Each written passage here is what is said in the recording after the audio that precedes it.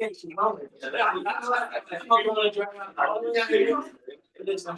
see you. I'm gonna be like, yeah, yeah.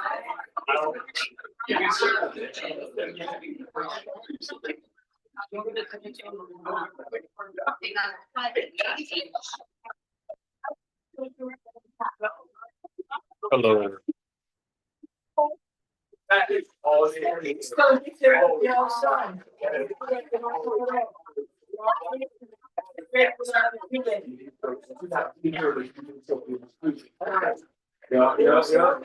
yeah.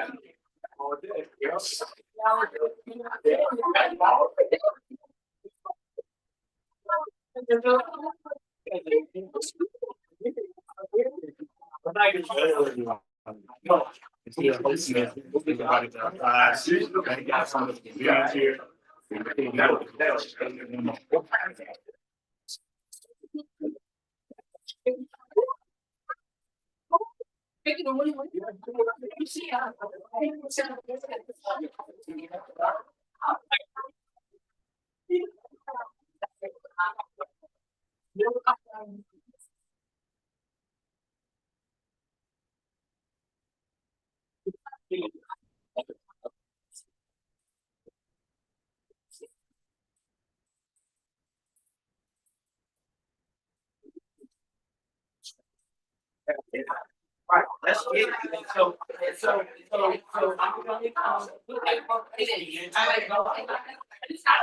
I would say over $2.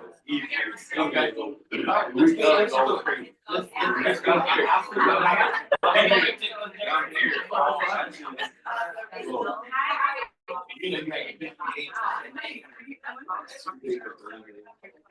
I think I tweeted out one of the but more say that.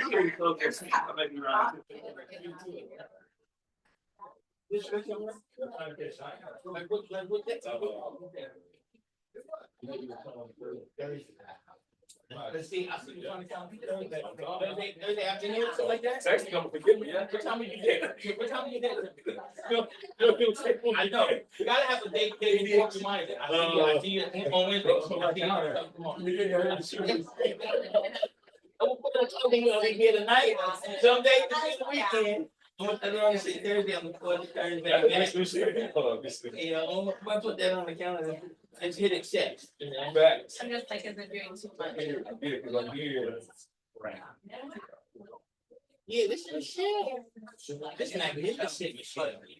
This is legendary right here. This is magnificent. Yeah, like legendary. Come on now. Come on now. I love you. Thank you for coming.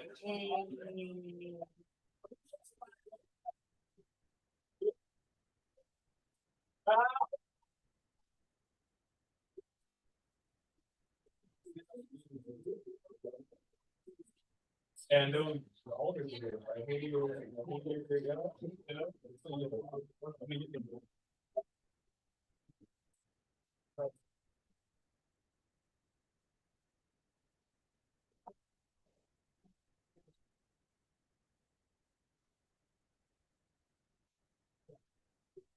oh, it's Larry over there. Okay. So Frank wants to have oh, my website. What's the next radiation? Keep the whole president up there.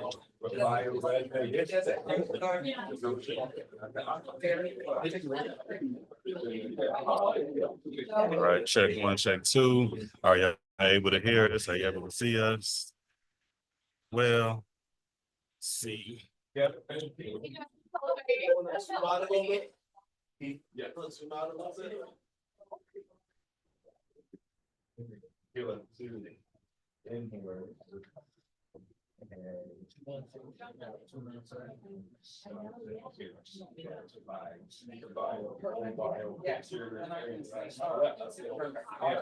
Take care. I'm sitting right now. Mainly you just shouldn't see chat.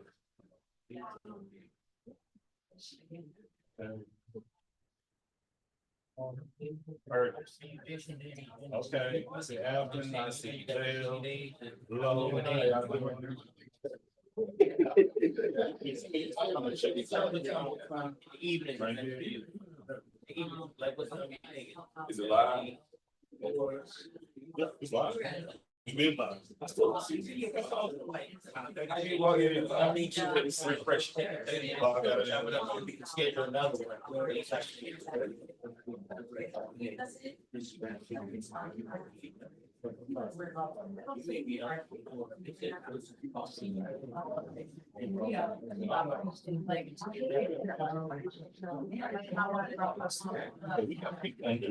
Hey, are you here? That's right, right? There you go. You get the link. That's it. Let's see. So you were waiting now. The two of them links. Because Amazon and oh, you still showing this? That's what I'm seeing right here.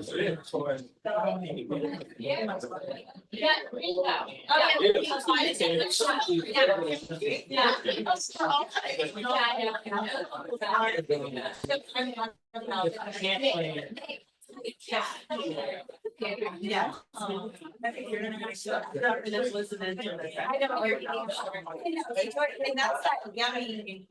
Awesome. So they I meant to see.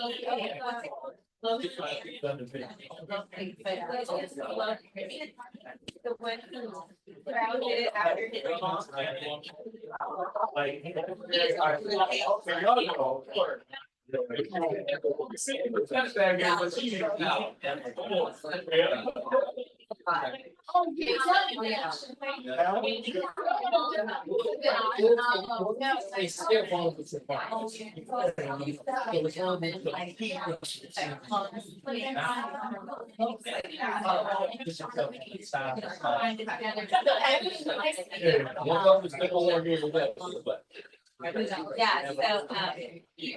so you wanna like a video session. And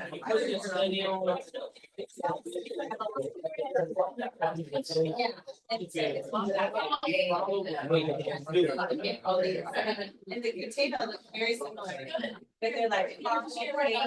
Yeah, let's talk about it. Let's take you kind of, I have it on the. what best for that. I don't know they can all day. I don't know. If you can Saturday, Sunday, when we. Can you drop your other link to this one is live already? In the evening, it's Got two links. Is it two the links? you know, 5 to 5 days. Yeah, man. You can go and get the other one live. That's the game out there. Well, people drop it off here. We go in there, maybe. Yeah, that's what I'm saying. They came. What's the other one? They don't have that. People. Yeah, people still sitting out. They can't get in. Different link.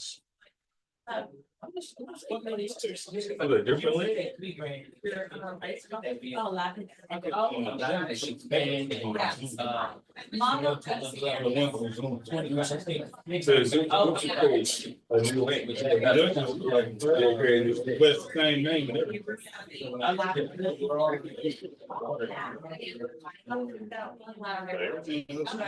No, good. Yeah. Yeah, right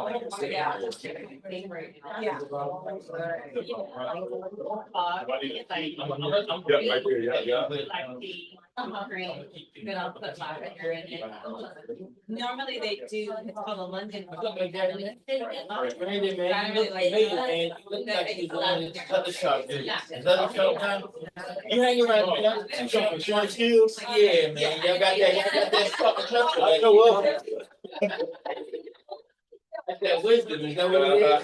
That's that life and wisdom. You looking sharp. He's our man. You do it.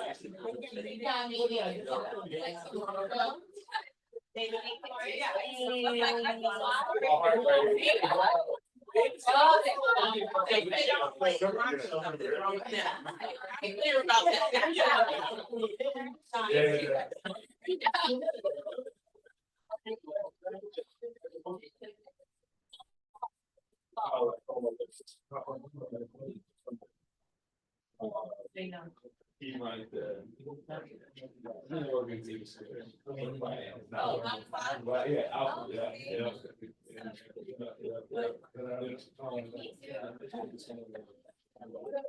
Mom of Rose, Paramount. Yeah, and, yeah. We just pushing it, I guess they create a new links inventory by technology, everything. Right? You did. Oh, right.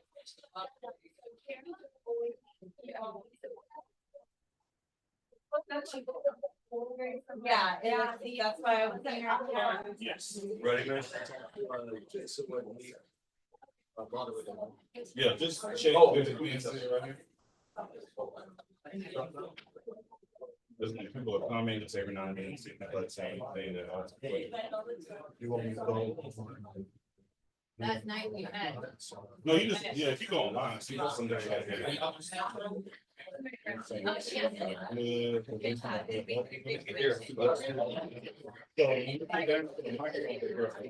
Here's already here. Oh, they hear us a lot better. Okay. We're live soon, y'all. We live. But the mic about to be on camera soon.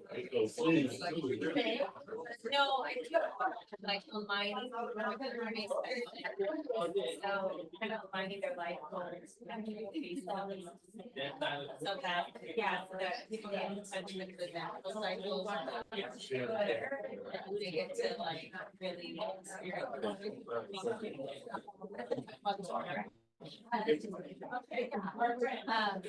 so that's why I was like, oh, no, I can't go. But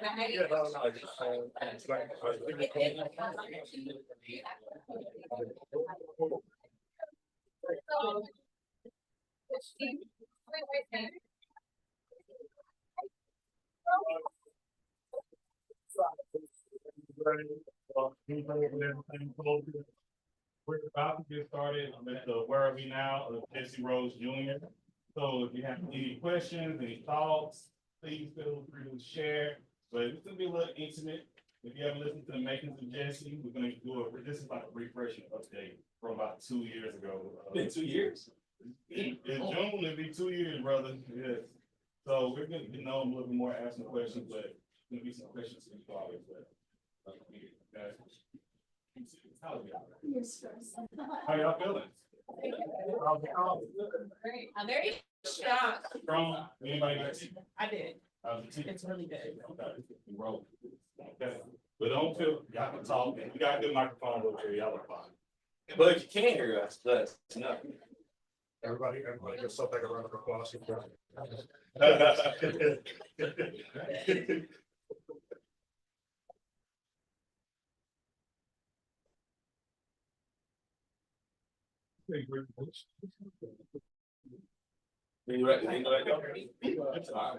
So jot down some good tough questions. We'll take breaks and you can hear questions too. That way I'll tell y'all now that any questions, crickets. Prepare y'all now with some good questions. I'm an open book.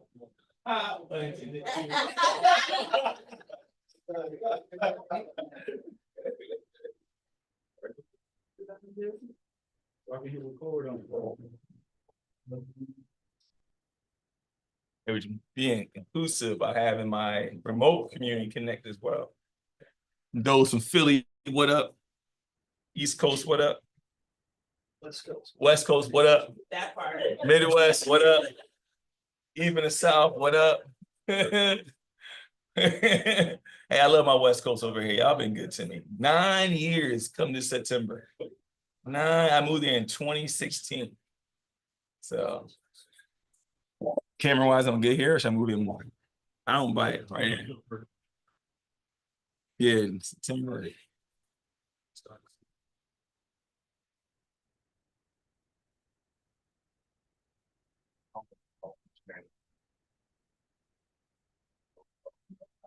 Hey.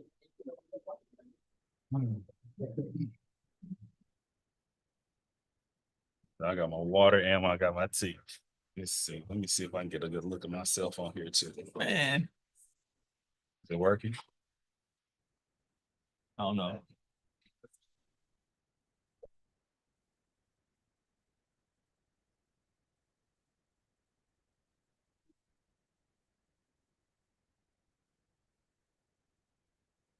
How you feeling?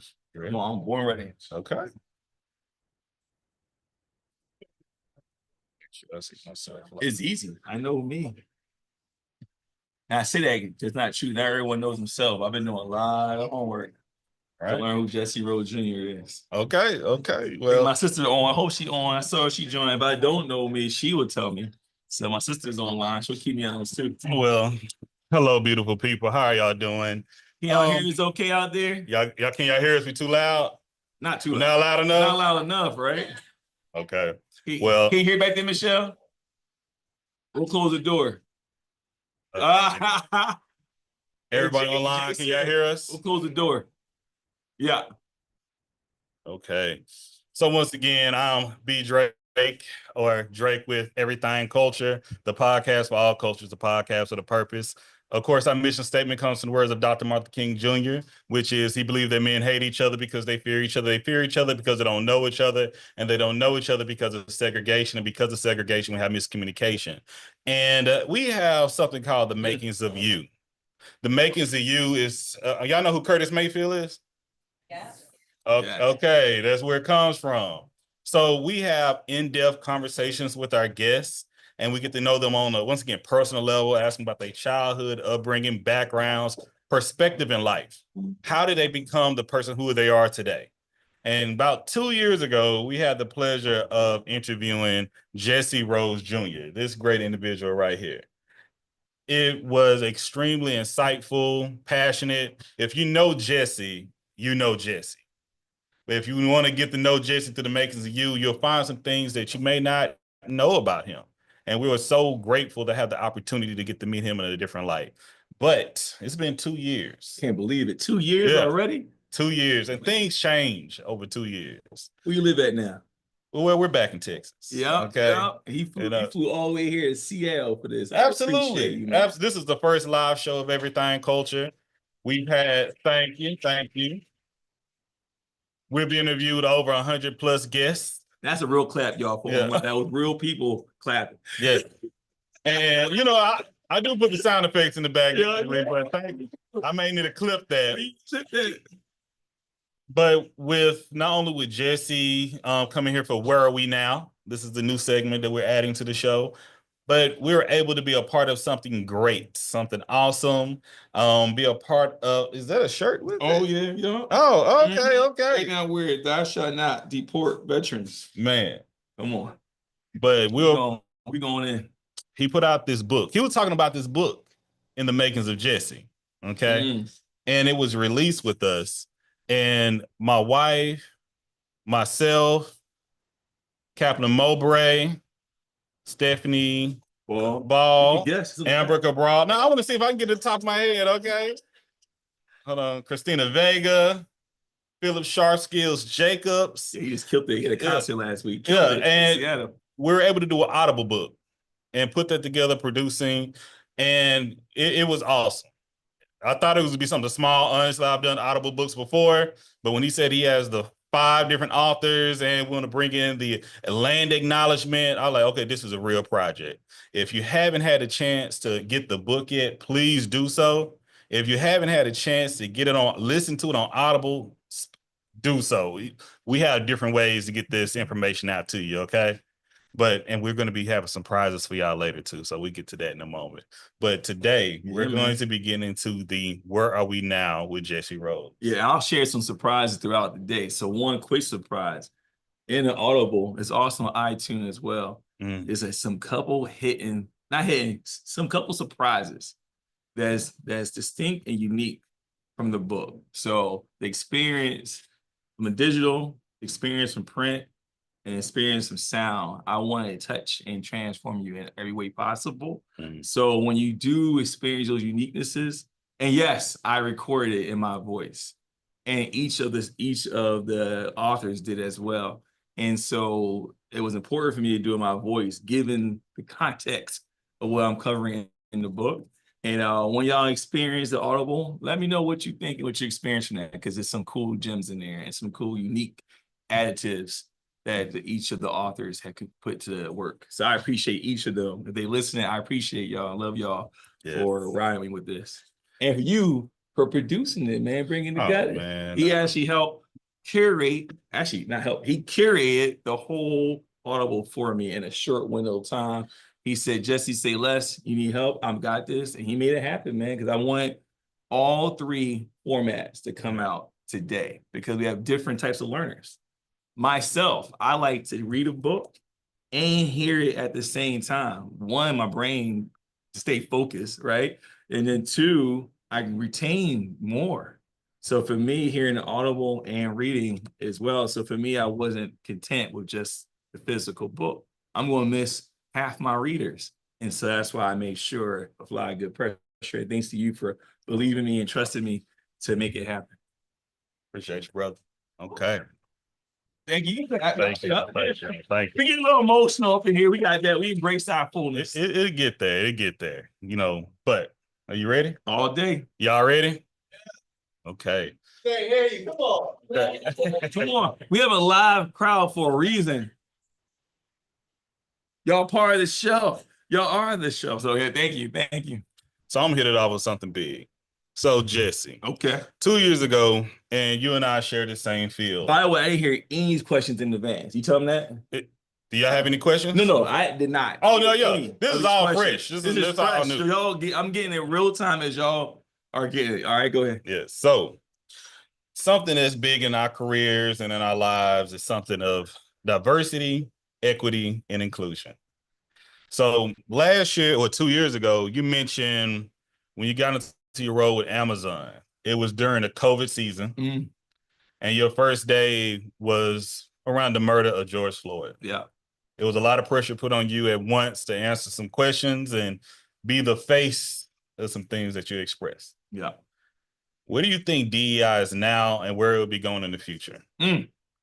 That's an elephant in the room question. I love that Let's question. get to it. So I'll take it in 2 parts. I'll share my journey as to why I transitioned from finance. So my background is finance and accounting. Grew up doing risk management for 25 years. Deloitte & Touche, Ernst & Young, and then went to Walmart and Target, now at Amazon. And the reason why I wanted to go there, my purpose in life is I work with humans to create possibilities, not excuses, period.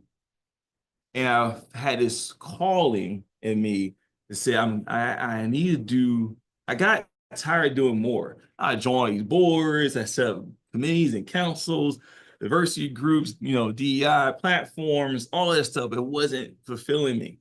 I said, I got to do greater. Yeah. And so I shifted over to DEI to do greater, so that I could scale. I love mentoring, right? I have tons of mentees, y'all online, love y'all in the room, love you too, right? And so for me, I knew as I was getting older, right, my capacity, my cup, right, couldn't fill as fast and pour out as fast. And so going to DEI allowed me to reach thousands of people and allow me to scale. So that's my why. And also, too, I knew I was in the process of writing a book. Okay. And so I wanted to understand the theory around DEI. What did it really mean? Beyond my lived experience as a Black male from Philadelphia, oldest of 2, besides that lived experience, what does it mean in theory? I had the lived stories, which I'll share some with y'all today and also in the book. And then I also want to understand the application of DEI. Now, I took you on this journey for a reason. Because no matter what they want to say DEI today is, first of all, it's been abused on what DEI actually stands for, so 1. So 2 is we all humans, period. We all have uniqueness, period. We still continue to find ways to make impact together, period. You can't stop that. Why? It's innate in us as humans. Yeah. So the DEI terminology may be under attack, but I believe in us as humans that you have a calling. Each one of us have our own unique calling get out of your own way. Listen to the calling and take action. What I mean by that is if you're a lawyer, take action from that seat you got. If you're a doctor, take action from the seat you have. If you're a teacher, take action from the seat you have. Especially teachers, I love y'all. I'm biased. My sister's a teacher too, right? She has impact. Her name is Karen. I called her out. She's in the book. All right. Her beautiful daughters she has an opportunity to talk to the youth directly to instill knowledge and perspective of inclusivity of thought and how being human at an early age and how to address and deal with trauma in life. Fast forward back to your question, for me, DI won't go away ever because we're humans. We embrace each other, get out of our own way. Our trauma has impact, but it has, you unpack that and move beyond and take the action in life you want. So my work, if it's in a DEI organization, or if it's back in finance, or if it's back when I'm speaking, guess what? I am still doing my humanness, action, and impact. All right. Unapologetically. Talk about it. Thank you, Jesse. Thank you. You mentioned something in the former episode as well.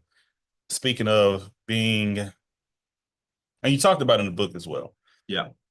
When you were in school and you had an incident with one of your classmates and how that pivoted you in life. For the folks who may not know about it, can you share with that how speaking about it in the episode and speaking about it in the book and the difference it can make in other people's life? Yeah, it takes me back to middle school and early high school where I was in transition. We were off school one day, and I think it was around Thanksgiving time frame. No, around Halloween time frame. And walking home, from my friend's house, and this kid said, "Get off my block." Not as nice though. This is Philly, y'all, right? Where you from? Philly all day. Okay. Philly. PHILA, period. That's EVE, y'all didn't know. So being in Philadelphia, someone said get off your block, you either take a stance or not, right? So of course, in that case, I hit the kid. Then I quickly realized I was by myself on his block, right? So I started to back. This is, by the way, I was maybe 15. This is so clear in my head today.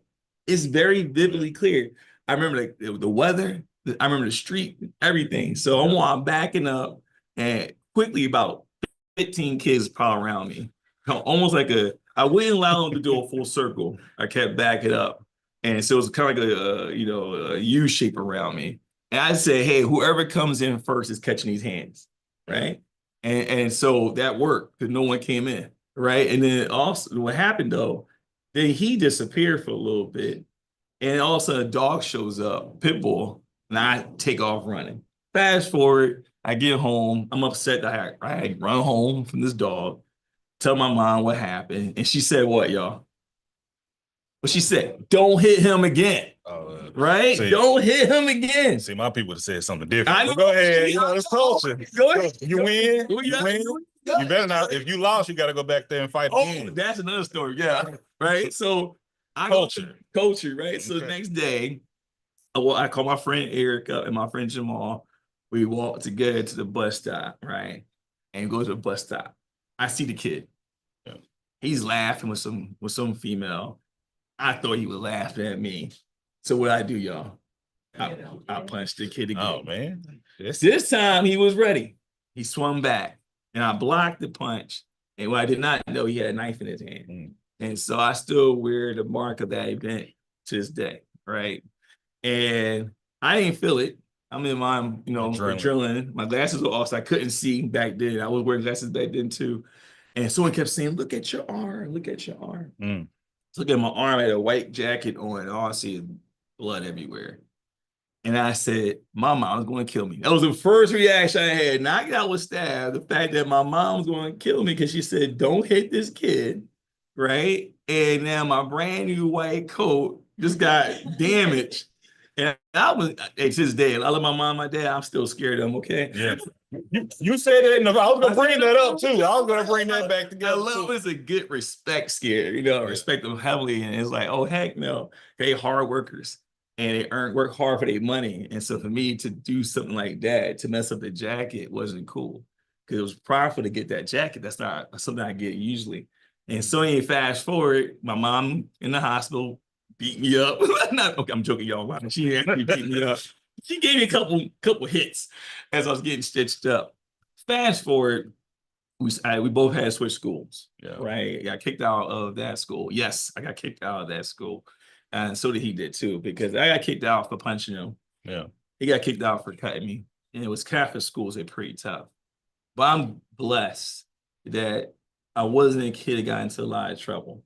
And so the priests at the time vouched me. Jesse never gets into trouble. Let's give him a second chance. This is an important, pivotal moment. And then we know a school you can go to called Roman Catholic. Talk to the priest there, and we'll see getting you to that school. While I'm driving down there, my dad tells the story. And my dad tells me, he said, hey, if they ask you, what do you want to do when you grow up? You like money, you like numbers, say accounting. Now, I never knew what accounting was at that point, right? I'm still a young kid. And so I go in, the priest never asked that question, but I remember accounting. So I get enrolled, I'm at the school, and then I take an accounting class. I get an A. I'm happy. Now, Yeah. Roman Catholic is all boys school, so that was already punishment because my old school, Bishop McDevitt, was co-ed. I love it. Everyone knows me. I love co-ed. Here's the room right here, y'all. I can't see. It's probably more women than men. Let's go into The mercy. Yeah, I love right it. there, right there. And so I've never been unapologetic about that since I was a kid. And so to go to all boy high school, I did my time, y'all. Yeah. So fast forward, I go to Drexel University. I'm the first to go to college. I only applied to one school, and it's because my teacher said, hey, you're good at math, you're great at science. Why not Drexel? Drexel's based in Philadelphia. I said, sure, why not? So I go. Met my great friend Tamika, she's online too. I saw her. Tamika and some other friend Diane King, some other amazing souls during that summer program. It was meant for Black and brown students, a chance to kind of gateway to get to college. Now I didn't know that at the time that's what it was, but looking back, that's DEI too in action, right? And so a gateway for me to get to college, and it worked. They paid my application fee and so forth. Long story short, life continues. First generation, work at Deloitte & Touche. I progress in my career. I find out shortly later on that the other kid, unfortunately, went down a path of more trouble. Yeah. He got involved in drug selling and he lost his life. And so I look back to my connection points of why I'm so unapologetic about getting involved with mentorship and giving back is how do I work closely with the next Aaron? That's his name. And I had to get complete with Aaron. I had to apologize for the impact I had in my role there. And I had to get complete with myself to know I was not responsible for his death. Yeah. Right. And so realizing life brings you on different paths. So I often say to my middle school students, my high school students, my professionals, and y'all in the room, is we all have life experiences. I have to see mine every day on my wrist. Trust me, I look at it. Like, it's right there. I brush my teeth. I see it. Right. Every day I see it. It's a reminder of how you can pivot. I'm blessed from Father O'Brien that, gave me that second chance. I'm blessed that my father, to mention the word accounting, because I actually majored in accounting, and myself shifted. And I honor the responsibility and the opportunity to address the next Aaron. Yeah. And I do it every single day because we all know an Aaron in our life. We all may be an Aaron at some point in our life. And so for me, it's making you realize you can create possibilities and not excuses. Love it. Man, thank you. Thank you. Thank you. You have any Aarons in your life? Yeah, we all do. Yeah. Okay. And I know when sharing experiences, childhood and healing from that, a lot what you're doing is giving back as you're healing. Yes, I'm still healing. Yeah, where I think we all come to that point of taking care of ourselves. We talked about that the last show as well. But when you talk about mentoring and giving back, who are some people who gave back to you? Who molded you in your life? You know, role models, mentors, people that gave you guidance, tugged in your coattail when you needed it. Man, so making sure folks in the back can hear us too. I would say those who mentor me, of course, I go with my mom and dad first. Hardcore, good lessons learned from them. They still coach me. My mom is such an empath that I could wake up in the morning, have some thoughts. I get a random text from her. I'm like, is she in my head? She got a camera? She's in Philadelphia. I'm here in Seattle, and we're connected. And so that mentorship from parents never goes away. I'm also, a father of two. My baby girl, Jessica, is graduating from college next month. Thank you, sir. Great job. 21. She's got her bachelor's and her master's. Oh, man. In 4 years. Wow. Impressive. Robotics, engineering. Wow. Black girl magic. Yes. Right? So she hates when I say that.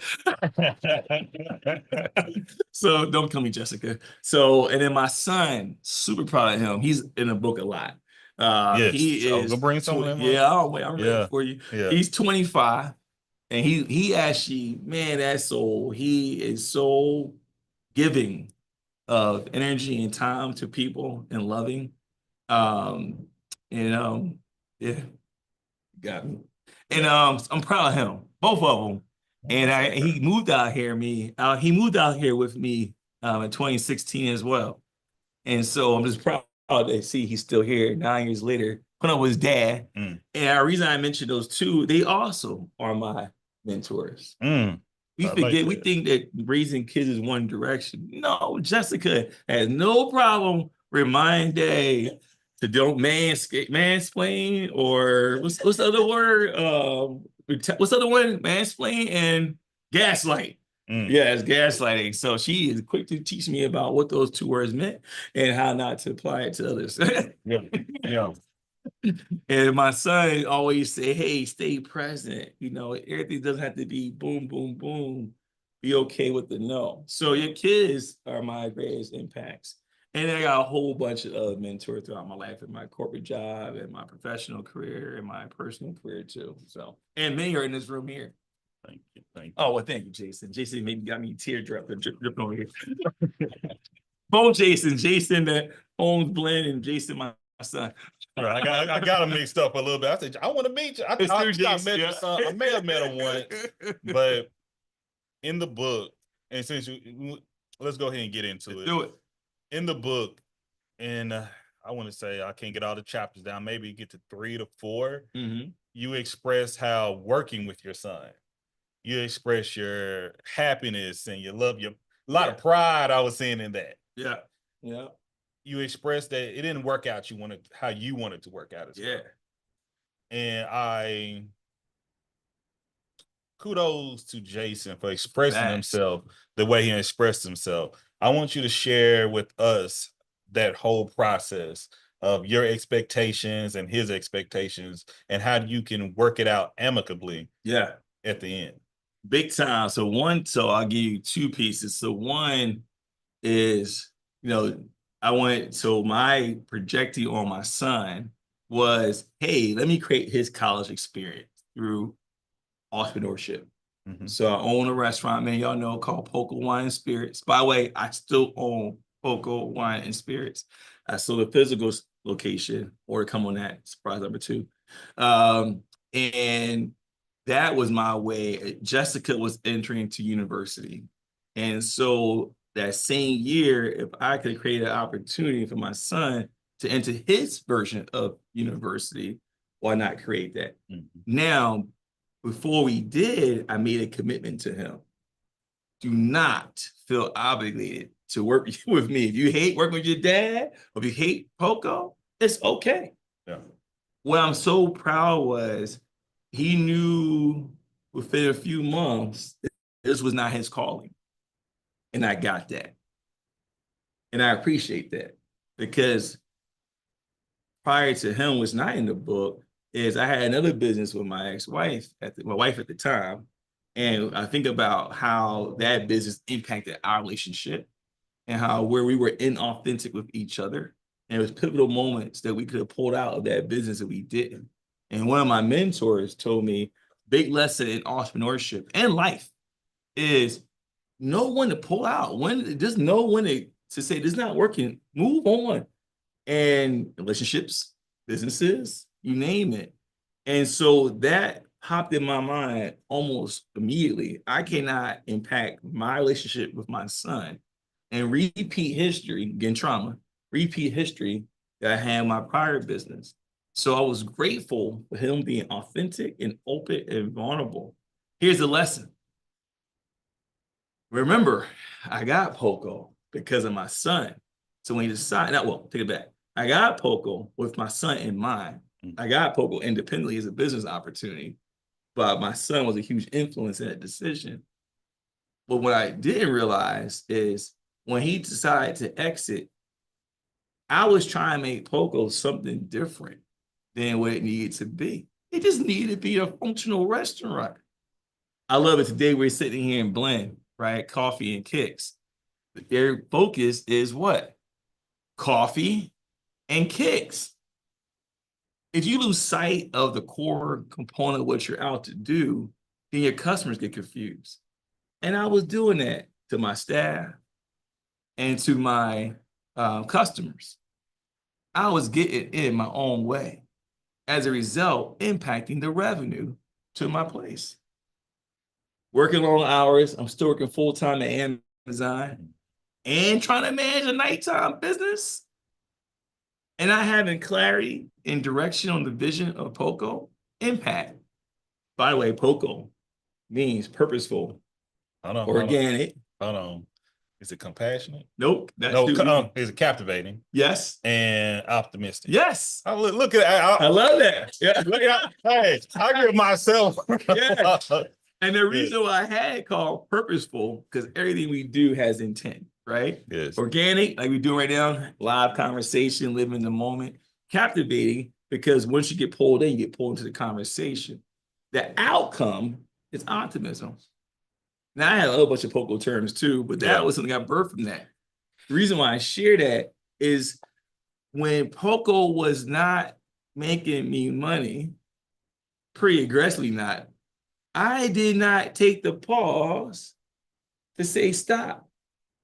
You didn't. Listen, I'm gonna jump in. Jump in. Yeah. Have y'all been by Poco? You ever visited before? Yeah, I know Loved Poco. it. When I was here in Seattle, I had several recordings there. That's what we did. The makings of Jesse. We interviewed Alana running for governor. We had a lot of good times at Poco. And I was reading the book, Leadership Unlocked. Okay. Jesse put something in the book I think I was around the same age as some of the folks in the book. I believe myself to be a hard worker and doing networking. And it was something that said they didn't expect to do all the events that was coming in. Jesse, this is me. This is not Jesse's words. This is me. Then what did you expect to do? But Jesse is one of the most caring, heartfelt, positive people. And I consider myself an empath, and he has me beat a long run. I was like, Jesse, great job for you. I was like, we have to find something different if I was Jesse. But Jesse, when you're working and being a leader, thank you for that. No problem. I'm serious. When I was reading that, I was not only reading and doing the Audible book, even listening, I was like getting a little upset, but it's not my position to be upset. You know, like I'm big on like customer service. I'm like, hey, for us to be successful, we all have to work together. Yes. We all have to have the same plan in mind. Yes. So considering with Poco, just continue going forward, how we continue to establish that mindset of not, let's say, a hive mind. I always think of a sports team. Everybody can't play the same position, correct? Yes. But we all have to play a position to get to the shared goal. Yeah. how do we find what's a shared goal and continue to go forward in anything? Let's go here. Here's a transformation moment. I'm gonna take your opportunity. Y'all ready for this journey with me?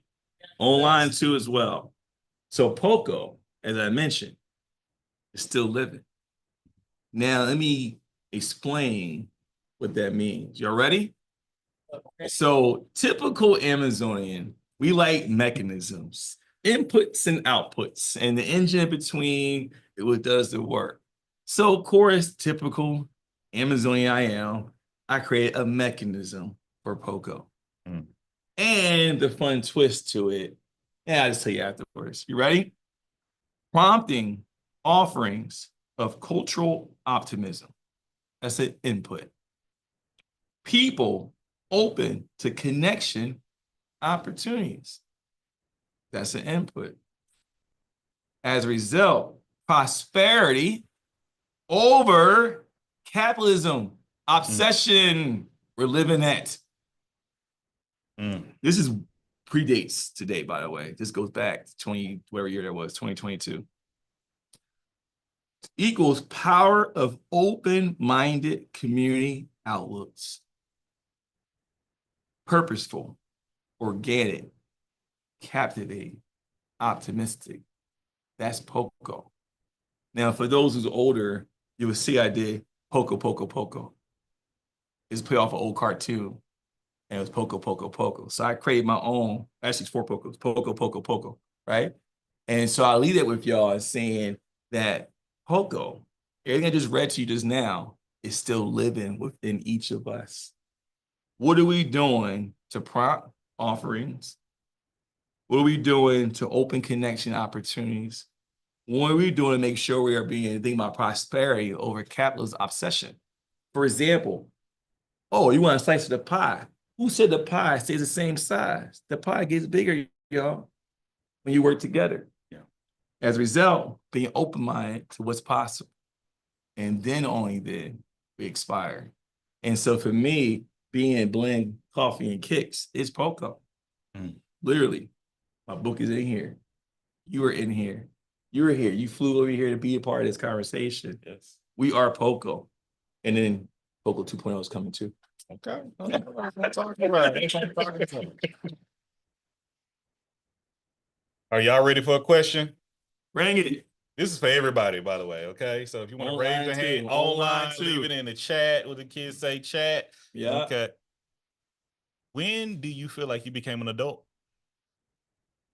Or some of us, when do you feel like you became grown? What moment in life did you feel like, okay, I'm here now? Everybody take your time. Think about it. Y'all never thought about this before? So think of it like, if I may share, okay, this is where are we now? You know, I grew up in a different type of childhood, substance abuse, neglectful supervision things. Any latchkey kids in the room? That's it? Oh my, okay, I see some in the back. Okay. Does everyone know what a latchkey kid is? Come on, yeah. It's the chain hitting around your neck. Your mom don't want you to lose it. That's me trying to unlock the door. But that's originally where it came from. Like I've been seeing kids now saying it, well, they're adults now saying as a joke that you lose your key, your mom thinks somebody's gonna pick up and break into your house. Yeah. But the latchkey kids occasionally come from parents who work full-time or single parent homes, and the children had a key to get into the house and stay there by themselves. You know, either maybe an hour or two after the school, maybe 3 or 4, or it's that responsibility that is placed on children at a very early age. But when I feel like I was grown, I was adult, what are the factors that made me feel like I was adult? I'll say when I had my first car and I paid for it myself. I paid my cell phone bill, my car note. Well, I paid it cash, but my insurance, I was dating, I was having relations, and I was in school and working. I'm doing a lot of things adults are doing now. The mindset of being an adult. And I ask you all this. Once again, I would love to hear everybody. If you toss out an age, I said 16. Anybody got a different age? I got like 13, but it's the same thing you were saying. So my mom used to give me the key, me and my sister a key. Mm-hmm. And I was the one she always yelled at, because I was the one that would go around and act. But my sister lost her key and I was the one that had mine.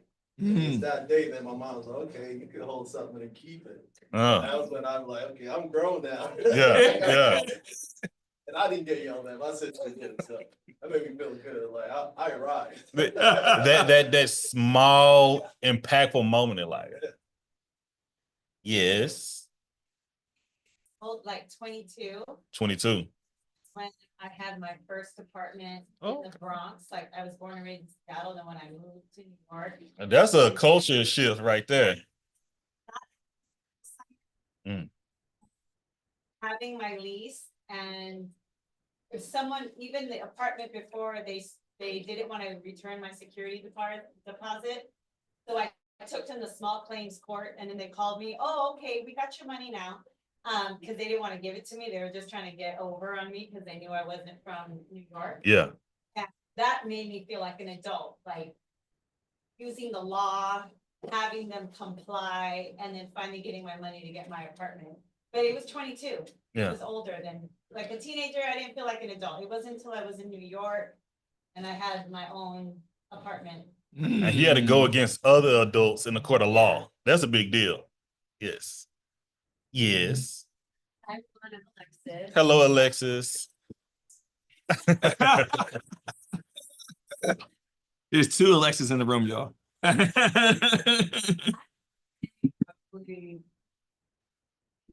it was kind of helping my younger sister figure out how to be an adult herself. It made me tap into, oh, you need to learn about insurance, you need to think about your goals, you need to, navigate these social settings. Here's how to be safe when you're partying. Like, it was kind of that, like, not mentorship, but sisterly, like, now I'm gonna make sure you're straight, because I didn't have that. Yes. At least an older woman close enough to my age that I could relate to. Yes. But I was determined to be that for my sister. But it made me feel more like, nah, I'm an adult. I figured it out.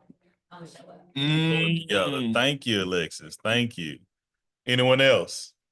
And once again, we have the Bronx, Philly. I'm East Texas. And where are you from, Alexis? I grew up military, so everywhere. All over. Yes, man.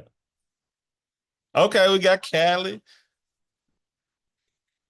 I feel like I was adulting for a very long time. Yes. Very responsible, entrepreneur, done a lot of things, invested, et cetera, et cetera.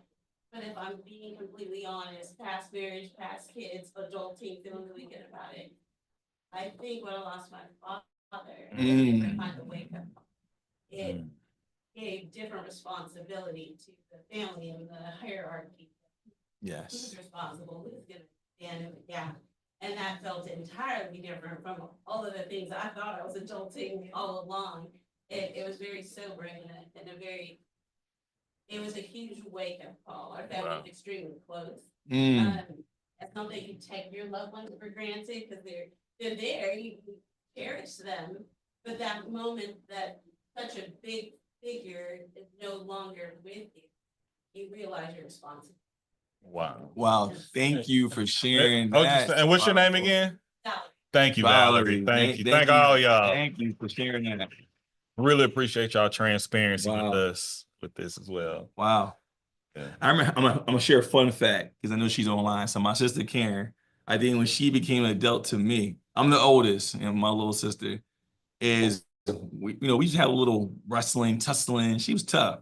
But this one day, I think she was 16, she scooped me up. Oh no. And threw me across her room. I hit the bed, her bed frame. I get up, she had a white bed frame, and I get up and I see my skin still attached to the bed frame. And my arm started to swell up. I said, you good. You are officially a grown up to me, and you got my back now. Yeah. So she was 16, maybe 15. She'll correct me if I'm wrong what year it was, because she remembers it too. Karen was the real thing. Hi, Karen. We appreciate you. No smoke. Okay? No smoke. Yeah. She jumped on she got stories. Go ahead. Oh, no, I love it because I shared them when we talk about mentoring, sharing with the youth where I work with teenagers. If I work in child welfare, I've been doing it for years, and you see some that's like have this expectation when they're an adult. And unfortunately, some kids are put in a lot of adult situations. And we try to give this word normalcy to our kids, but when we talk about culture and diversity and different experiences, everyone have a different experience what normalcy can be, and trying to understand what does it look like. So I love having these conversations we're having right here. Doubt. Once again, thank you, Jesse, and thank you you. everyone here as well. And these are some things to think about as well. What does things look like to me? It may look completely different from Karen too. No doubt. Same thing with my siblings. I've interviewed people that all grew up in the same household and have different experiences throughout. Do we have any? You're the oldest, correct? Yes. I'm my oldest. Do we have any older siblings in here? Who the babies in the room? Any eldest? All the babies in the room. All the babies in the room. Okay, yeah. Middle child. Okay. Oh, middle child, y'all. You know, y'all tough too. How about all around? You the oldest, middle, and the youngest. From only child. Okay, I come from multi-families. Okay, I'm in the oldest in one part, middle in another, youngest in a different one. That was a plug to Jason, only child. He didn't catch that though. You did not catch that joke, man. Do we have any only kids in here? Any only children? Yeah. Okay. So for instance, the middle kids, can I get your hand again? Yeah, middle. That counts. Oh, large That's sibling you group. definitely in the middle. Large group. Do y'all feel like you're the middle? All the middle kids, y'all feel like y'all the middle kid that hold the stereotype? Will you recognize? Oh my goodness. Like for instance, ask that question again. What did you ask again? So next question. Yeah. So what were we talking about? Hey, I'm not one, but I see it often. Sometimes they're not usually seen in the space. It's either the oldest or the youngest. So I love having these conversations with one another. And I wanted to save this to later, but I'm bringing it up now before we have our first coffee break. But how, in your culture, how do you all look at death? How do you process it? How is it managed when someone passes? What are the steps that you take? Therapeutically, spiritually, physically, what do you do? Man, that's a tough one. I still don't think I handled death well. I grew up, my dad, I love him. To this day, I've never seen him cry. Y'all just saw me crying 2 minutes ago, right? But I could pull it back really fast. I'm used to it being from Philadelphia. And we gotta work on that. And I know, I'm with you. It's present. And he's a baby of 13. Ooh. Right? And so he's seen a lot of his siblings pass away. Yeah.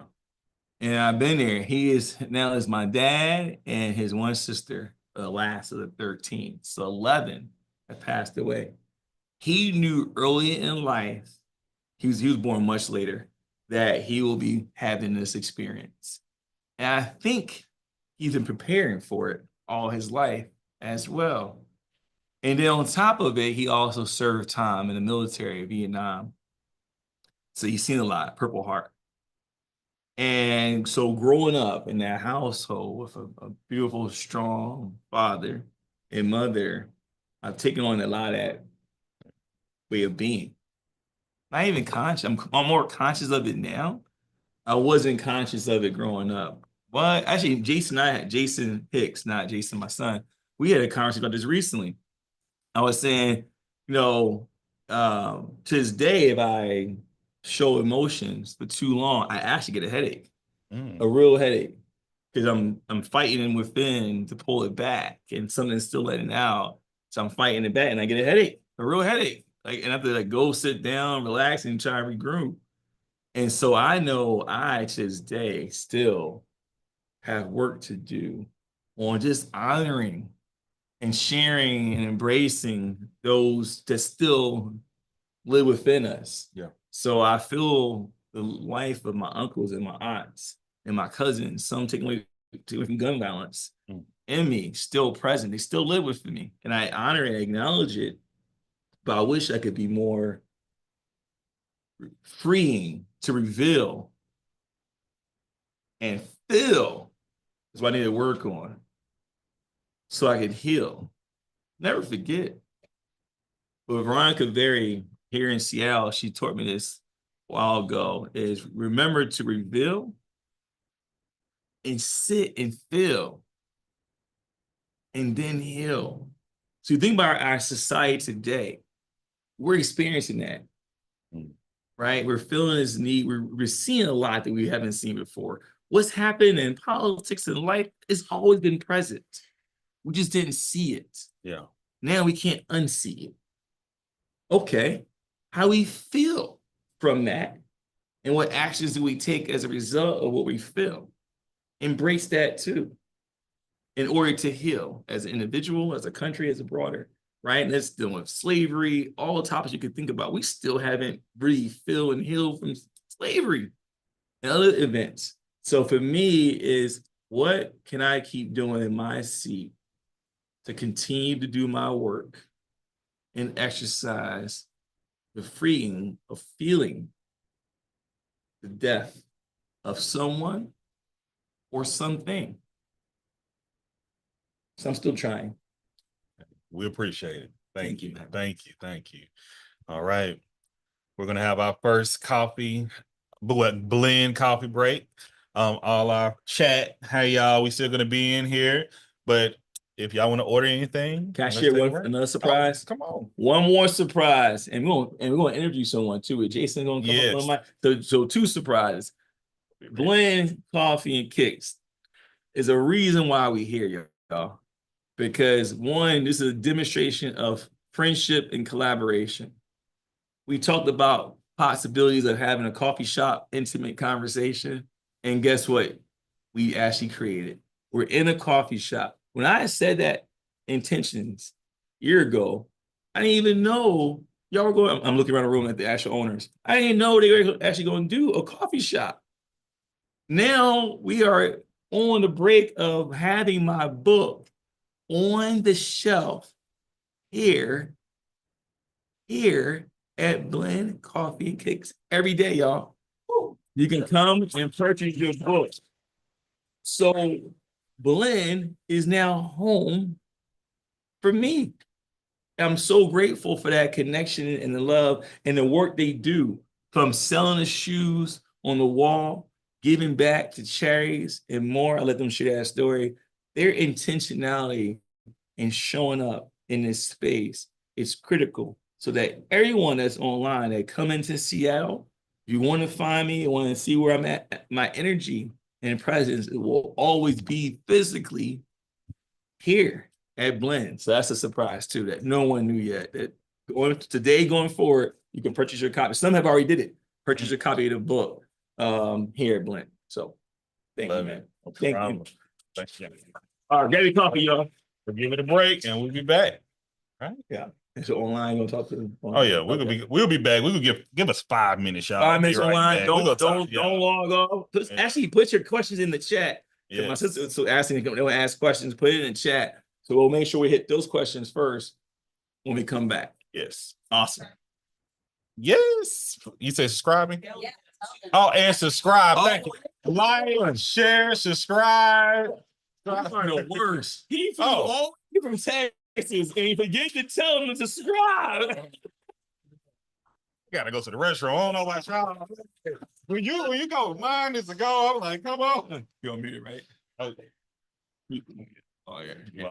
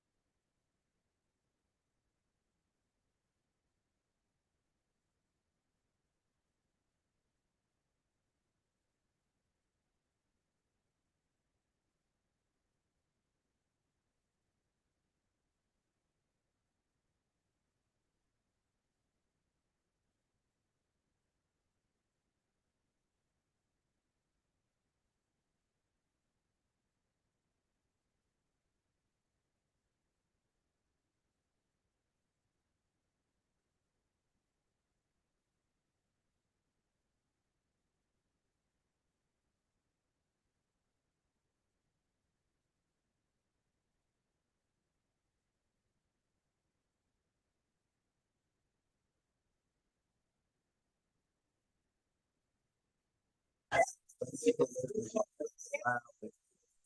it down a little bit.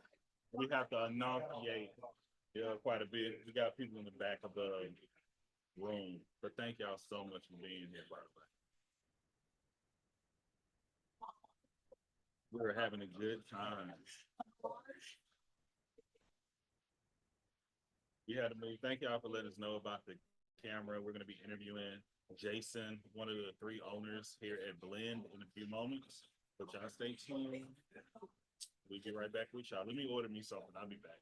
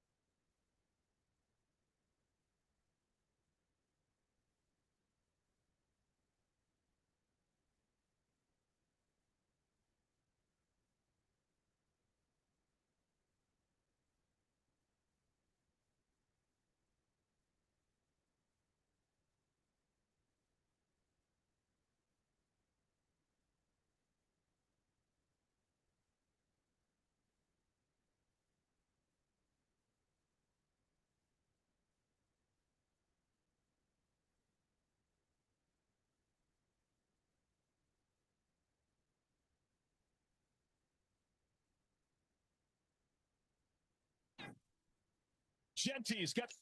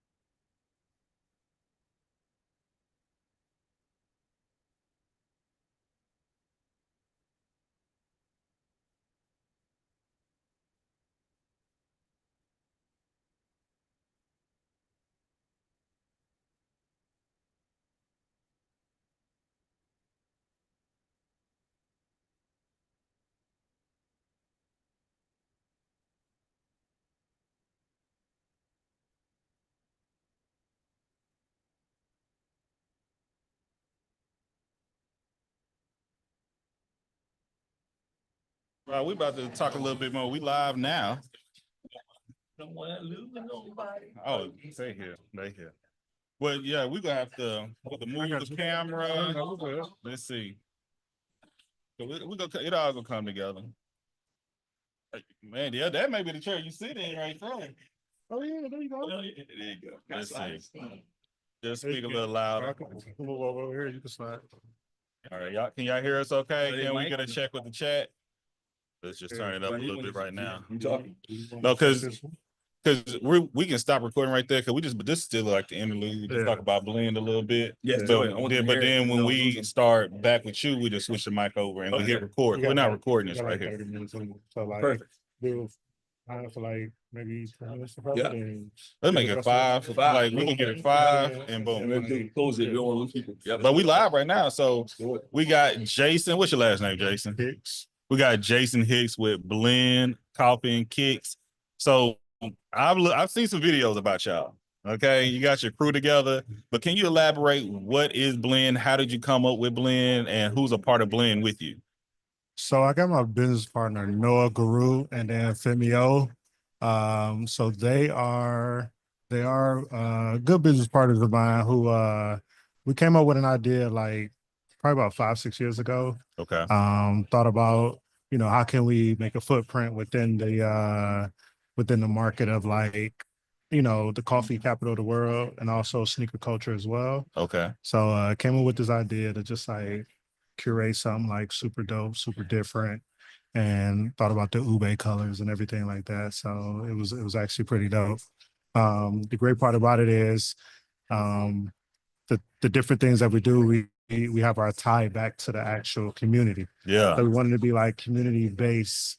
So like a portion of the sneaker sales goes to teen homelessness and also mental health foundation called MIHO, which is like mental health inside out. Mental health inside out. Yep. MIHO. MIHO, correct. Yeah. Okay. Yeah. Okay. Yeah. So yeah, no, it's been good though. It's been good being a part of the community and just doing different dope things and stuff like that. Being able to curate different vibes in here from like live music to intimate comedy shows to intimate coffee house conversations with Jesse. Yeah, already. Yeah. So what is the best way for the community to support you? I think the best way for the community to support us is just coming in, come in, check out the space, check out the product, um, I love the fact that when people reach out and say, "Hey, how can we be a part? Can we help?" Come in, try the product. I want you to try it, like the space and everything before you push it. Yeah. You know what I'm saying? I understand people might push it because they rock with me, but at the end of the day, I want people to push it more just because, they like the product and stuff. So come in, check it out, tell your friends and tell a friend. Yeah. Come hang out. If you want to like rent the space out for various different things, we could talk about that. Sometimes people want to come in here and just get content. Yeah. What's your favorite drink? Man, my favorite drink is the Mocha, Macnut White Mocha. It's fire. My second favorite one is the Ube Latte. Okay. And then my third favorite one is it's called Snickers. So Grace, our barista, she named it a Snickers drink. She just like typically like creates different things. Mhm. So sometimes I have them create stuff. So I'll go like I'll say, hey, I need something that's sweet, iced, and almond milk. And then they'll just create some dope stuff from there. Okay. Yeah. Okay. Yeah. And it's Blend Coffee and Kicks. What's the website? blendcoffeeandkicks.com. All right. blendcoffeekicks.com. Blend Coffee Kicks on IG as well. We're in Upper Queen Anne. Definitely come on up. It's What a is dope the area. exact address? Yeah. Come and give me that. What's The exact address is stand by. Let me look it up real quick.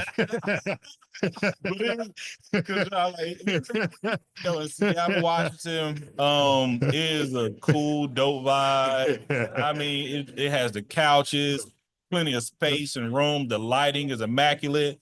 The shoes are what we can say kicks are on the wall. 100%. I 100%. mean, right near a Chase Bank. So if you need to go get some more money to come back in here, 100%. we got 100%. you. So we are 1417 Queen Anne Avenue North. 1417 Queen Anne Avenue North.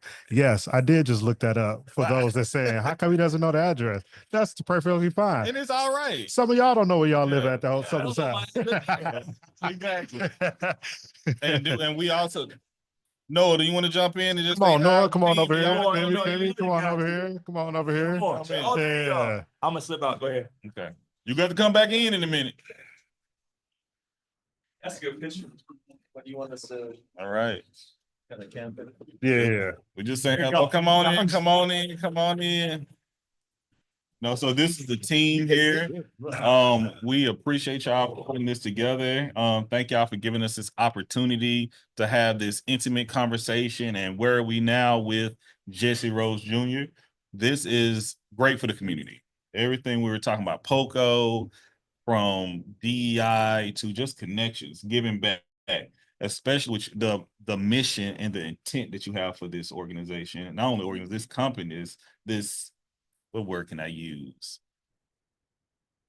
Oh my goodness, I'm losing. But just this change that we're making in the community. We're thankful for impact. Thank you. You know what it is. It's everything culture. Yeah. Did you hear that? Y'all hear that? And with everything culture, we love bringing together. We have a extreme diverse group of people here in the audience. Thank y'all for being here too. And it's an A. Okay, can't see it. Oh, come on in, y'all. Hey, I can scoop this. Was that a black joke? No. It's chocolate over here. And what and this is an A, not an I, from Houston to Seattle. Where y'all from? I'm originally from Boston. Boston. Cleveland. I was born in Hawaii and Oregon, but I've lived here since '06, so I like to feel like I've never lived anywhere longer than here. But that's culture right there. Yeah. They all have different background. They're going to be on the makings of you soon with everything culture, but having a different background and upbringing and to come together and build something so wonderful and to make a change and give back into the community is absolute need. this is an example what we can bring together and what we can do. Just simple doing it and come together with Jesse and the rest of our folks in here. We're thankful for it. But yeah, thank y'all. Appreciate you. Thank you. My man. No problem. Y'all make sure to get y'all something to drink, something to sip on. What's that cake y'all was talking about? The Loaf cake. Lillian's loaf cake. Hidden. Yes. Get it warmed up just a little bit. Muy delicioso, okay? What's up, Mike? But yeah, and they sell shoes online, right? Absolutely. Yeah, that's still We still play online store. That's a new online alert. store. New alert. Hoodies and shoes. That's a new alert. Coffee beans. And who else doing it? I don't know. But we know Blend is doing it. Okay. All right. Oh, it worked either way. Okay, let me jump up and hit record. Let's do it. Let's do it. Sir. Thank y'all for hanging in. Y'all loving it? Yeah. All right. Should we keep doing it? Yeah. So another inside story too, while you're setting up. Well, I'll share it when we go live too. Are we live right now? We are live. Okay. So another good surprise. I shared the one surprise by the book being, I shared the one surprise about the Audible having some hidden jewels. I won't tell you what they are, but the assignment is, it's about 2 or 3 of them in there. When you discover them, let me know. All right, that's a homework assignment. We like And then the other surprise is what you're seeing here. There'll be a version of this all around the US as well as international. So I'm gonna be doing a coffee shop intimate conversation tour all around the US in partnership with some good friends. And so yeah, live music, as well as some pieces speaking as well in chat. So more to come from Philly. I'll be there July 6th through the 13th. And I think I'm gonna be in Nashville sometime in June. And more to come. I can't keep track. But I've been blessed. I'm honored to be in this space. We gotta get the show on the road. Okay. Let's do this. We got a few more moments. We'll get into it. But everybody's good? Okay. So the question that we have on the makings of you, we ask all our guests. We asked for 3 recommendations. We asked for a movie, a book, and a television series. All right. 2 years ago, Jesse told us his book. What, you remember? Let's see. No. The Black Tax. Oh, Sean's a good dude. Yes. Okay, yeah. But I still recommend that book. Okay. Yeah. And what would he recommend now? But Of course, okay, yes, of okay. course. He actually was one of my first customers. He went in, so he spoke, Sean Rochester spoke at Amazon and did a phenomenal job and just love his purpose. So Black Tax, it just a really detailed, data-driven way of explaining the past and the present impacts and the tax was in all areas of health, finances, and everything. And so he saw my book come out. He knew I was about, and he purchased it right away. Wow. I just saw it pop up on the thing, and I was so appreciative to see him do. So I can't wait to hear his review on the book. That's love. That was right cool. there. That's love. That's love. Yeah. Good dude. Okay. Do you remember your television series? Nope. Okay. Do you have one you recommend now? Let's see. I don't watch TV. Oh, I believe you. Oh. I haven't. I cut off cable years ago. Don't miss it. I run so fast. And what I'm doing with the book, with being an entrepreneur, being on boards, board chair for Columbia Tower Club, board chair for After School All Star, board chair for NABA. I don't have physical time. No, I believe. Do y'all know Jesse, right? Yeah. Yeah. Y'all see Jesse everywhere you go, right? That's one thing about us. We can go to several different places and Jesse will be at every single one. We're like, I love humans, y'all. When do you rest? That could be a question. When do you rest? So true Virgo, I'm not into the signs, but a little bit. I'm in the signs. Oh, yeah. Virgos don't rest, y'all. Any Virgos in the house? Yes. Do we ever rest?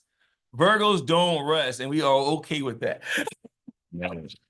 I tell people, if I get at least 4 hours of sleep, I am good. And a nice cup of coffee. Okay. That's again the irony of the whole coffee shop experience is that you come in a coffee shop beginning of the day or in the afternoon to restore, rejuvenate, and just feel present. And so the work we got to do is similar. is to restore, rejuvenate, and be present. And so for me, my 4 hours of sleep requires a nice cup of coffee. I prefer cappuccino, Okay. almond milk, honey lavender. That's my favorite. Oh. Fancy. Fancy.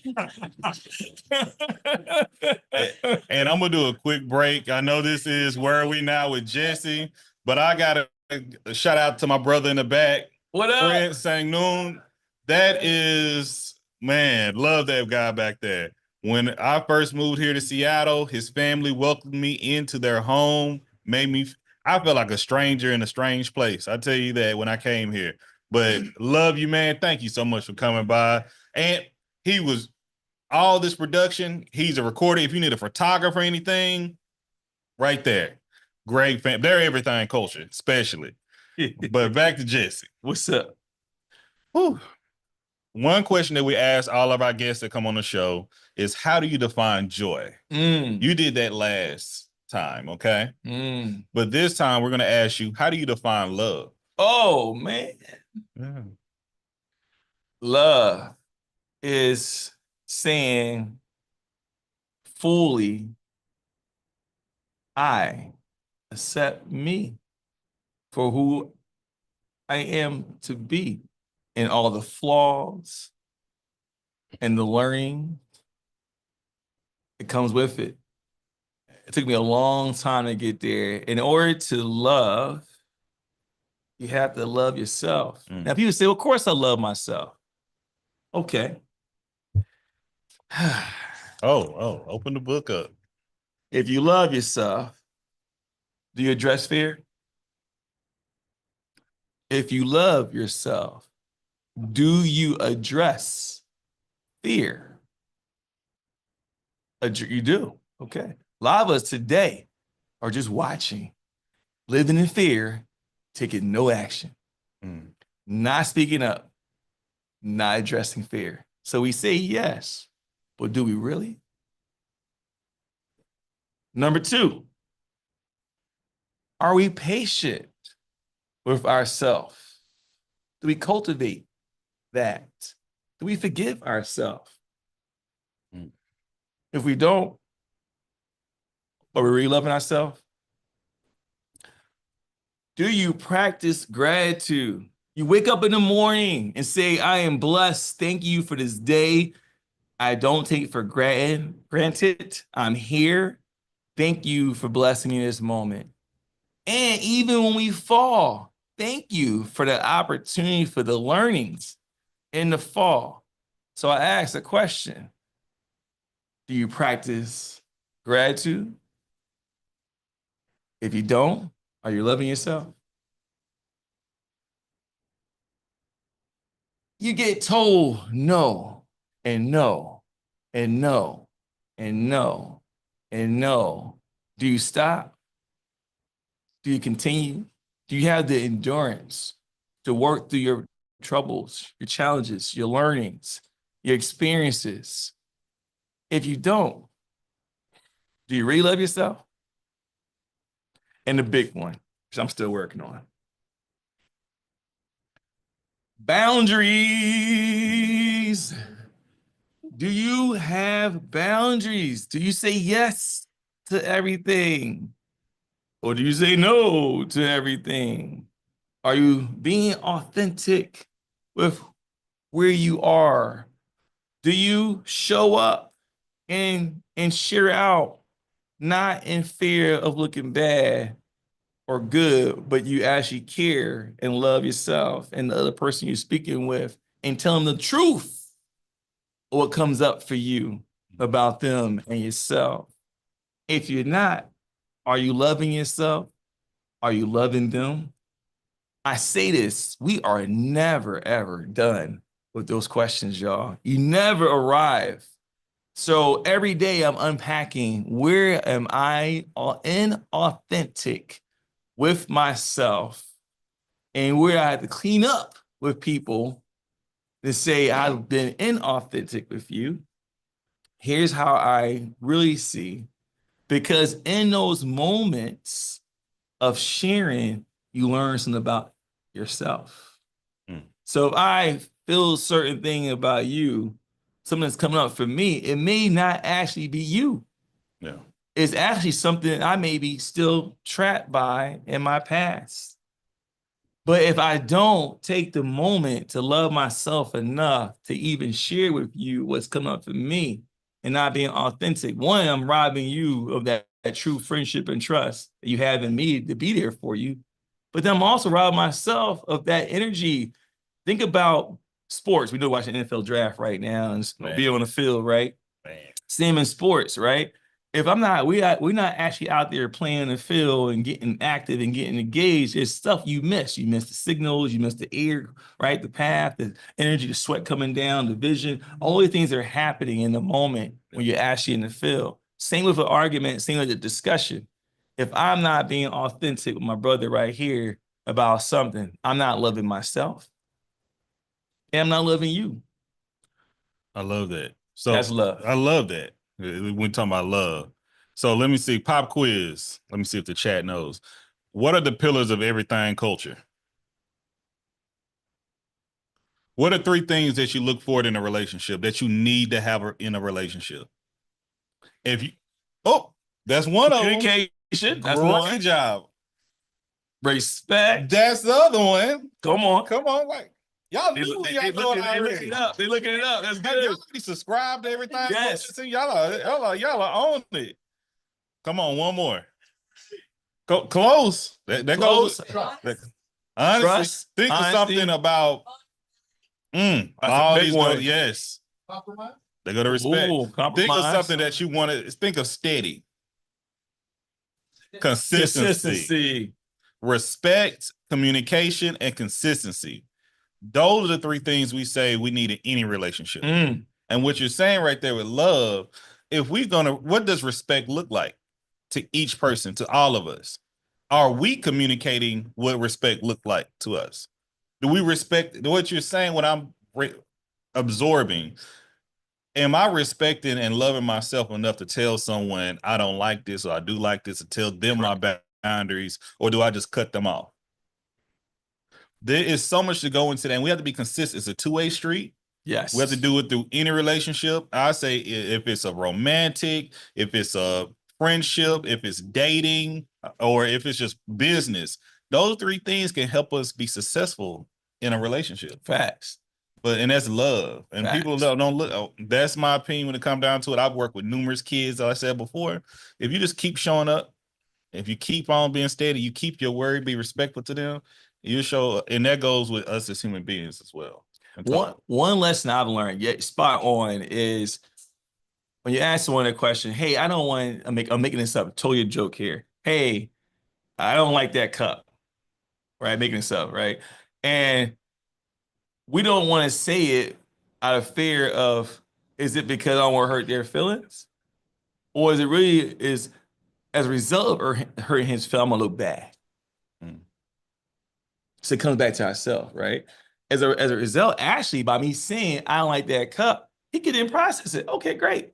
So what? You don't like that cup? What about the cup you don't like? Right? It creates a conversation. Yeah. And I realized quickly, on the recipient side of a message, it's always well received. It provides clarity, which is communication. They understand where you be and how you show up. It gives an opportunity to address. So if we just get out of our own way, it's my tagline, y'all. I should write that down too. Is get out of our own way, you create endless possibilities, period. Because the more you're inauthentic, it's going to blow up later anyway. Yeah. I hate dating, by the way. I hate dating. So dating is like a dance, you know, like trying not be authentic, trying to show up a different way. When you got love, relationship, that's where you arrive. They don't give you the hard truth. When someone, if you're here and you got married or got a long relationship, you know you married, right? They give you the real truth because they care about you. It's work. So usually I stay with, like, everybody know, with everything culture, we do not talk about dating and politics. Okay. No. Those 2 things are a headache to me. But because I listen to everyone, what they're saying and how you're feeling. But when it comes down to it, like you're saying, it's a dance. I always look at date. I am dated. I still date my wife. Let's be clear. That's the only one. Shout out to Afton, the narrator. He's Okay. the narrator, y'all. That amazing voice that you hear throughout the book is actually his bride. Oh, God. She was so nervous. She killed it, man. Through. She killed it. But for instance, I tell people, I'm being in recruitment. I always use recruitment as like dating different people. But I'm just bringing them into the organization. I'm like a matchmaker. That's how it feels. Let's see if we got a good connection. But when it comes down to having the connections that you build, I think you have a true talent of building connections with other people. When we were having our meeting this past week to prepare for today, we talked about you having a web. You know, your nickname to be Spider-Man. Okay. But where did you get that from? Where did you get that urge or that feeling to build connections with other people? Man, I work with humans to create possibilities, not excuses. And I say that again and again because think about this. Last I checked, we all have the same time clock. It's 24 hours in a day. At least we have that in our operating agreement of what a day looks like, right? Mm-hmm. And of those 24 hours a day, as a Virgo, I sleep 4 of them. There's still only 20 hours a day left. However, if you have 10 people aligned and working with you, that's 10 times 24. That's 240 hours a day. If you have 1 million people in your web, that's 24 million hours a day. The math continues. When you work with others and you connect it, you truly can and will create any possibilities. If you think you have to do it alone, then I'm confused on why we have almost 9 billion humans on the planet. No. Share your thoughts, share your visions, collaborate, build together, build that web. Yes, I may be starting a foundation around, say, affordable housing. You may be doing one too. Great. Let's figure out our network about what angle you're taking in that web to support the millions of people that need support. Last I checked, one foundation can't take all the work. So this whole need, if I have to be the only one, cannot ever solve the need of the world. We have to come together as a community. Me being a first generation and the first to make 6 figures, the first to move away from Philadelphia, the first to do a lot, came heavily reliance on others and learning what that meant. I had to go beyond just my mom and dad. I had to go beyond my extended family. I had to understand what it meant and the responsibilities of each through community, period. And when I fall, having a web picks you back up. You see Aspire, you break a little part of the web. Guess what happens? Go back and mend it. As a collective community, here's what we need to do, y'all, right? Again, this is a movement. As a collective community in the web, you can't take down the whole web. You may throw a shot at one target on the web. Yep. Okay. Then the rest of those will come back together and help mend and mold and bring you back. So we working together as a collective allow us to truly lift as we climb and build collectively. So that's my reason of seeing the power and the beauty of humans and what we can create.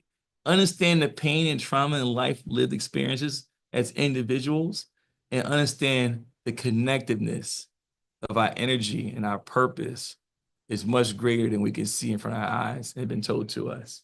That's why I believe in the web. All right. Thank you, Jess. Thank you. Bring it. We're just about to open the floor. Bring it. So you have a lot of people in this firm. You said 9 billion.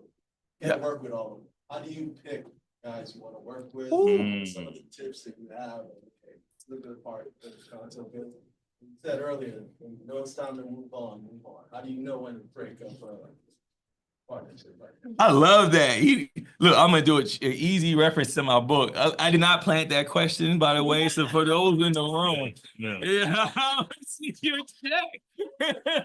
Oh, you one of the owners? You're already getting a check. The book is here. The question online. The question was, "Hey, there's 9 billion humans in the world. How do you choose to move forward to who to work with?" Right? And one thing you said is one of the pillars around everything culture. You think about consistency, communication. What was the third one? Respect. Respect. Those are good anchors right there. And I actually in the book, there's 2 segments. The first part of the book dives into your value-based work, your inner work. You, the heart, is intentionally in the front, right? The second part of the book, again, he did not know I was doing this, right? Is around the trust model. Yes. And so from there is key components. It's the activation of the first part. When you do your work around addressing fear, setting boundaries, and so forth, it makes you more effective at building relationships. So I'll go here. Step 1, you provide and gain clarity. When I want to move this cup of coffee, blend, coffee and kicks, everyone has their own interpretation. If I didn't actually show you what I was doing, it'd be different, right? If I just said I'm gonna move this cup, everyone in this room has a different perspective of where, when, why, and how I'm gonna move that cup. And guess what? Everyone is correct in your own mind. It's my responsibility to provide the clarity. It's your responsibility to seek clarity. As a result, you align. So most time relationship breakdown is at that first initial step. We operate in our own mindset, adding cultural norms and geographical norms and gender norms. You add all these layers of what we think are, oh yeah, of course you're gonna move the glass to the left. That's what I always do. My mom always told me move to the left, right? Or hey, maybe past trauma, I burnt my hand, so I always move my cups with a napkin so I don't get burnt. You're like, why you put a napkin around there? Because I've been burnt. Or who assumed I actually have hands to move it? So for me, is providing the clarity, seeking alignment, you deliver. The folks that are consistent on doing their work, providing clarity, and delivering, following through with the work is your partner. And guess what? Check-ins are important. We always not going to be, clarity is a living thing. You may think one thing is going to happen. Hey, we go in business together. This is what we're going to do. Then things come and change. Let's have a check-in, pivot, move. Great partnership. Partnership like a marriage. So that's why I see about that. Go ahead. I love that. Yeah. Build relationship. We all have friends, right? Friends. You know, you have friends that you like to go party with. You like friends that you may like know who the cook who's going to show up on time. You got your friends that may like to fight and things of that nature. I know what my friends are good at and what they're not good at. You know, I don't put them in situations where I'm like, this is not their cup of tea. I'm that friend. I don't go to the nightclubs like that. I go to sleep early. But if you need help moving or something like that, I used to work repo. I'm your guy. Okay. So know your friends and know your connections and know the partners you have as well. Oh, fact. You know, and that's the best thing it is. And value them for them and let them know who you are. Like that's one of the biggest things I've learned throughout my life as well. But hey, I got a fun joke. I'm gonna pick up someone in the audience. I won't mention her name, but I put a her on purpose. You know, I always have some friends we hang out with, right? And then some things go down, and I saw this particular her human step up to the plate and said, and literally had my back in the room, and she's like, "What's going on? We got this. We got this, right?"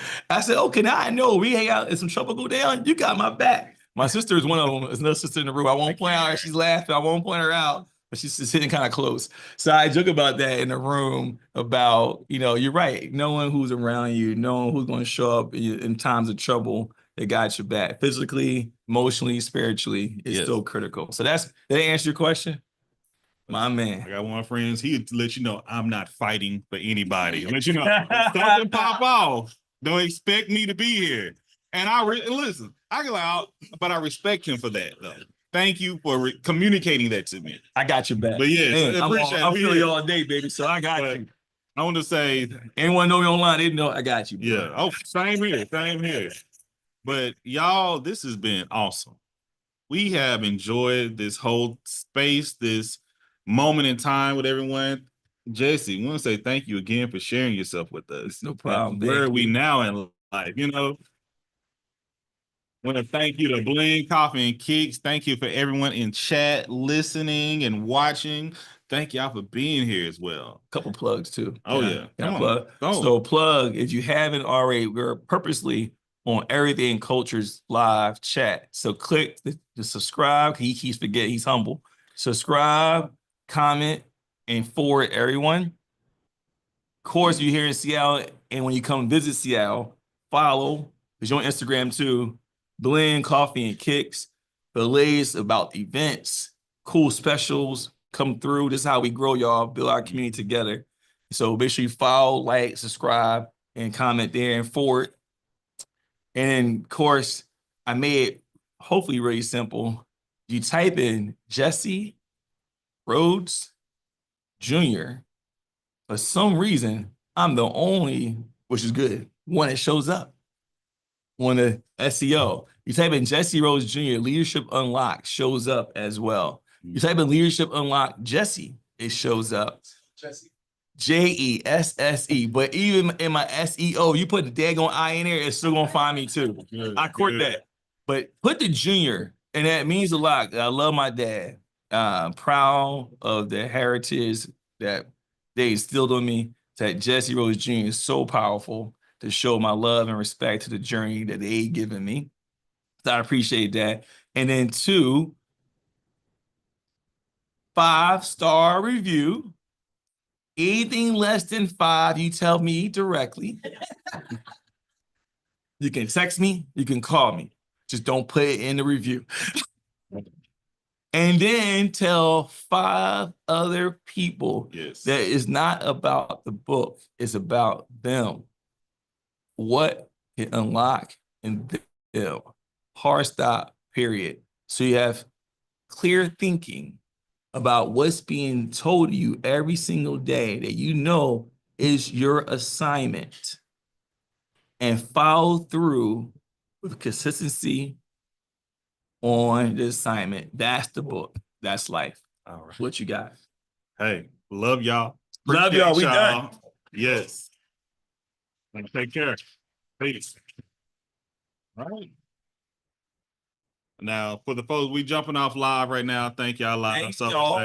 And we're open to questions as we're closing. But I want to make sure someone asks a question. How did Jesse and I meet? Okay. Everybody probably have a great story and experience with Jesse.